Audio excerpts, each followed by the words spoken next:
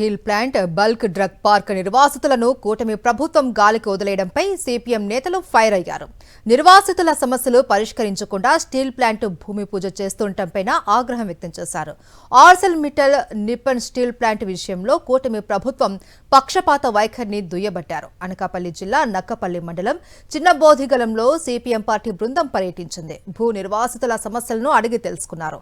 2013 భూసేకరణ చట్టాన్ని తుంగలో తొక్కిన కూటమి ప్రభుత్వం నిర్వాసితులకు 25 లక్షలకు బదులు 9 లక్షలు ఇచ్చే చేతులు దులుపుకుంది అని విమర్శించారు. నిర్వాసితుల ఇళ్లను ఆగమేఘాల మీద ఖాళీ చేయించడంలో ఉన్న శ్రద్ధ వారికి ప్యాకేజీ చెల్లించడంలో లేదు అన్నారు. విశాఖ చెన్నై కారిడార్ పేరుతో భూములు తీసుకొని చల్లా చెదిరైపోయినటువంటి పరిస్థితి ఉన్నది.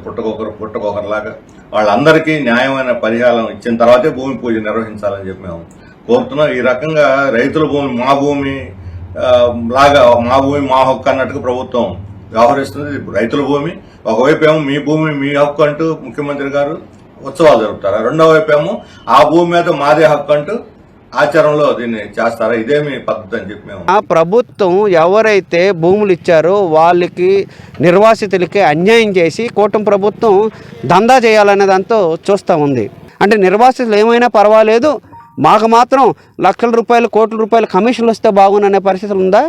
అదే కాదు, ఒకవైపున ఆర్సెల్మిట్టల్ యొక్క సేవలో మునుగున్నారు కూటమి ప్రభుత్వం. అభివృద్ధి అంటే ఇదా?